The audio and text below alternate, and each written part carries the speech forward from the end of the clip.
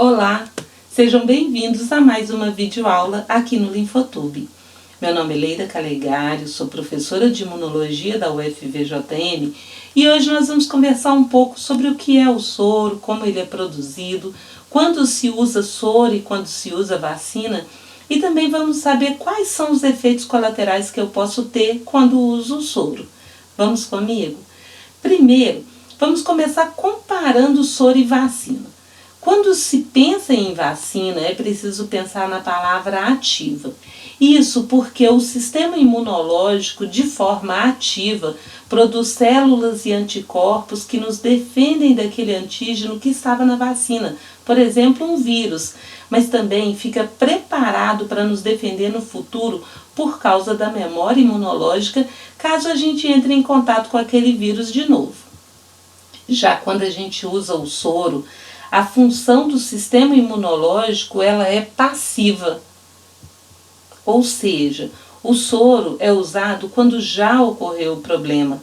Eu fui picado por uma aranha, por exemplo, então a gente precisa receber os anticorpos que já foram produzidos por um animal, por exemplo, o cavalo. Esses anticorpos vão impedir a ação das toxinas da peçonha. E isso resolve o problema naquele momento e pode salvar a vida da pessoa. Mas como o nosso sistema imunológico não fez o trabalho de produzir imunidade, não há geração de memória imunológica. Então, a gente não fica protegido no futuro, como acontece com a vacina. Assim, se eu for picada pelaquela aranha novamente no futuro, eu vou precisar de novo receber o soro. Hoje, nós não vamos falar mais sobre vacina. Se você quer saber mais, tem vários vídeos aqui no Linfotube, inclusive vídeos que tratam sobre a vacina contra a Covid-19. Dá uma olhadinha lá. Hoje nós vamos falar mais especificamente sobre o soro. Desde o momento em que Adão e Eva foram expulsos do Jardim do Éden, o homem tem estado exposto aos mais diferentes tipos de agressores.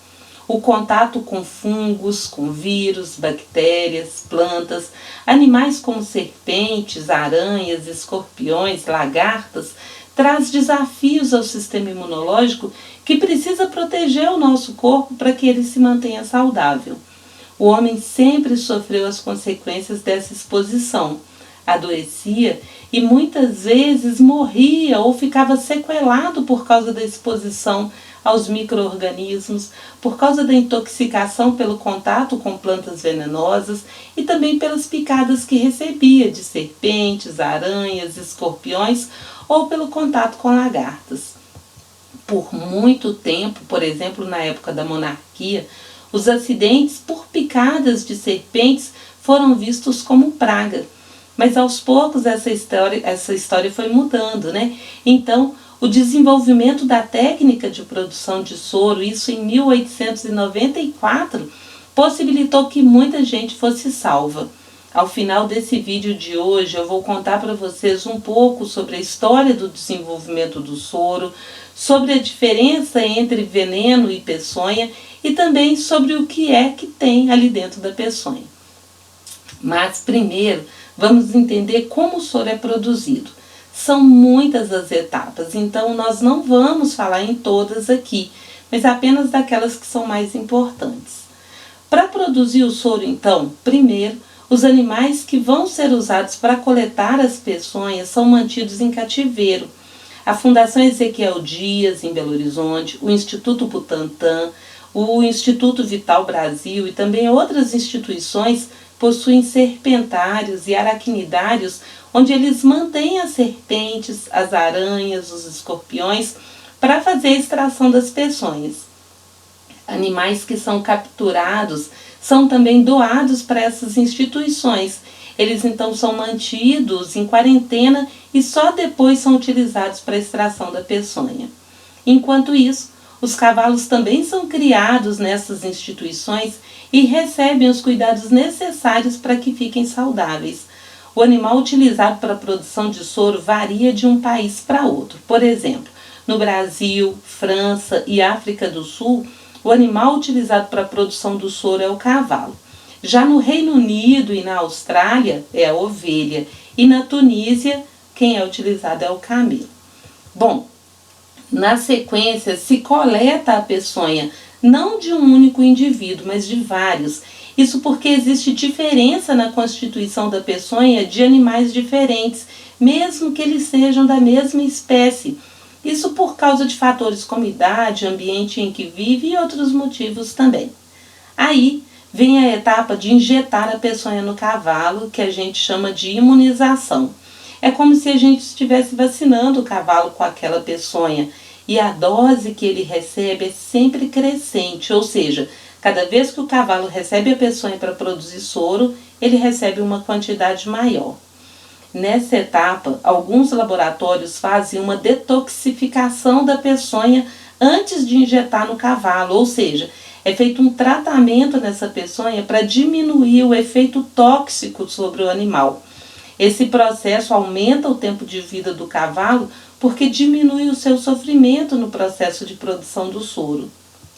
Além disso, para aumentar a resposta do sistema imune e dessa forma a quantidade de anticorpos que são produzidos pelo cavalo, é comum que se injete junto com a peçonha uma substância chamada adjuvante. Os adjuvantes são substâncias que servem para aumentar a resposta do sistema imunológico. Então, com menor dose da peçonha, o animal vai conseguir produzir maior quantidade de anticorpos. Bom, por cerca de 100 dias, o sistema imunológico do cavalo vai ficar produzindo anticorpos contra o antígeno, contra aquela peçonha que foi injetada, né? Depois desses 100 dias, parte do sangue do cavalo é coletada, processada, e aí o plasma, que é a parte líquida do sangue, é separado.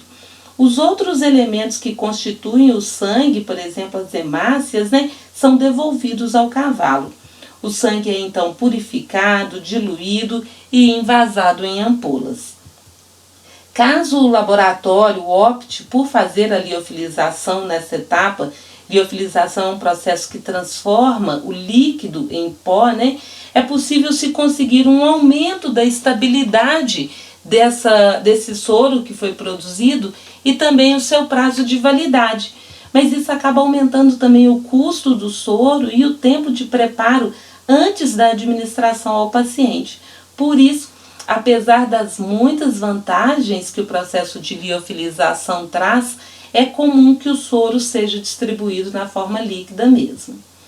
Depois de tudo isso, os laboratórios fazem um rigoroso controle de qualidade para garantir a segurança, a qualidade e a eficácia do soro. E será quais são os efeitos colaterais que eu posso ter quando utilizo o soro, né? Bom, a pessoa que recebe o soro pode ter reações alérgicas de gravidade variável. Algumas dessas reações são mais comuns, como coceira, tosse, vermelhidão, e outras reações são mais raras, como é o caso do choque anafilático e a doença do soro também. E o que será que tem lá na peçonha, né? As peçonhas são misturas muito complexas. Cada espécie animal tem uma peçonha com constituição diferente. E é por isso que a picada de uma cascavel gera sintomas diferentes da picada de uma aranha marrom, por exemplo. Em geral, existe uma grande quantidade de substâncias diferentes em uma peçonha. Não vamos citar todas aqui, mas as principais são as proteases, as neurotoxinas, mas vamos dar destaque também aos peptídeos bioativos, né? Essas substâncias, assim como outras da peçonha, estão envolvidas nos processos de necrose, que é aquele apodrecimento, né? E também da toxicidade, que são comuns nos acidentes por animais peçonhentos. Agora vamos entender a diferença entre veneno e peçonha, né? O veneno, ele é um coquetel de toxinas, mas é um coquetel que não é produzido por glândula, né? Não é uma glândula que produz essas toxinas. E o animal venenoso não injeta o seu veneno na presa. O veneno chega até a presa de forma passiva. Por exemplo, quando eu toco na pele de um animal venenoso, encostei num sapo, por exemplo, então eu posso ficar envenenada. Já a peçonha é também um coquetel de toxinas, mas essas toxinas são produzidas pelas glândulas do animal peçonhento, que injetam esse coquetel na presa por meio das suas presas, por exemplo, é o que a serpente faz, ou pelo seu ferrão, como é o caso da abelha, né? E como será que foi inventada essa técnica de produção de soro? Bom, em 1894, 3 pesquisadores trabalhando de forma separada conseguiram desenvolver soro contra a peçonha de serpente. Só que eles achavam que um único soro era suficiente para tratar pessoas que tivessem sido picadas por diferentes tipos de serpentes. Mas hoje a gente sabe que isso não é verdade, né? Então, logo depois disso, em 1896, Vital Brasil, que foi um médico e pesquisador brasileiro, conseguiu comprovar que não era bem assim, que existia especificidade, ou seja, para tratar o acidente causado por uma serpente, era necessário um soro específico. Então, Vital Brasil, com esse trabalho, foi reconhecido mundialmente. O trabalho dele foi tão importante que em 1901 o soro já estava sendo distribuído por todo o Brasil para tratar picadas por serpentes naquele momento, né? E mesmo sendo produzido há mais de 120 anos, a técnica de produção de soro permanece essencialmente a mesma, mudou muito pouco. Foram feitas algumas melhorias no processo. Por isso, gente, um bom investimento em pesquisa e desenvolvimento de produtos nessa área seria muito bem-vindo e muito importante.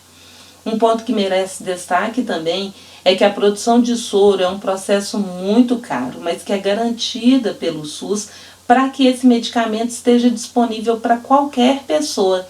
Então fique atento, os soros são distribuídos gratuitamente pelo SUS aos acidentados. A gente não consegue encontrar soro oficial, produzido por laboratório oficial, em farmácias ou em qualquer outro lugar. Outra coisa importante a ser dita é que no Brasil a gente tem visto uma tendência de aumento do número de acidentes por animais peçonhentos ao longo dos últimos 18 anos. Entretanto, o número de mortes decorrentes desses acidentes tem diminuído. Isso mostra a efetividade do cuidado de saúde pública e da política que garante acesso ao soro para todas as pessoas, do pobre ao rico, de forma gratuita. É importante lembrar que a grande maioria dos acidentes por animais peçonhentos ocorre com pessoas do sexo masculino, maiores de idade, trabalhadores do campo, ou seja, é o homem do campo que mais sofre esse tipo de acidente, né? E quais são os tipos de soro? Existem vários tipos, cada soro é específico para combater uma peçonha ou toxina de determinado animal. Por exemplo, o soro antiofídico contra a peçonha de serpentes. Dentre os soros antiofídicos, a gente tem o soro contra a peçonha de cascavel, de jararaca, de surucucu e o soro também para tratar a picada por cobra coral. Outro tipo de soro é o soro antiescorpiônico, usado contra a peçonha de escorpião. Ele é usado para tratar as pessoas que se acidentaram com qualquer um dos escorpiões do gênero Tícios, né? Independente se for escorpião amarelo, marrom, escorpião preto. Esse tipo de escorpião é muito comum na região sudeste do Brasil. Já o soro antiaracnídico, né, que é o soro usado para tratar acidentes com peçonhas de aranhas e escorpiões, ele é usado no tratamento de pessoas que se acidentaram com aranha armadeira, com aranha marrom, mas também para tratar as pessoas que se acidentaram com escorpião, quando a unidade de saúde não tem o soro antiescorpiônico. Já o soro antilonômico é usado no tratamento das pessoas que se acidentaram com a lagarta de fogo, que tem o nome científico de lonômia, por isso o nome do soro é antilonômico. Quando a pessoa encosta nessa lagarta, ela sofre uma espécie de queimadura com dor muito intensa. Bom, para produzir esse soro antilonômico, as cerdas, parecendo galinhas da lagarta, são cortados e usados para imunizar o cavalo. Existem vários outros tipos de soro, não vamos citar todos aqui. Se você quiser saber mais, dá uma passadinha no site da FUNED, a Fundação Ezequiel Dias, do Instituto Butantan e do Instituto Vital Brasil, que são as principais instituições do país na produção de soro. Eu deixo aqui para vocês a lista dos materiais que foram utilizados para a produção desse vídeo. E se você gostou desse vídeo, se inscreva no canal, deixe o seu comentário, clique no like, ative o sininho para receber notificações quando eu postar um novo vídeo, recomende para os seus amigos, siga o FVJM nas redes sociais. Bom, Eu agradeço mais uma vez, até a próxima semana com mais um vídeo aqui no Linfotube. Espero que todos vocês estejam e permaneçam bem. Até a semana que vem.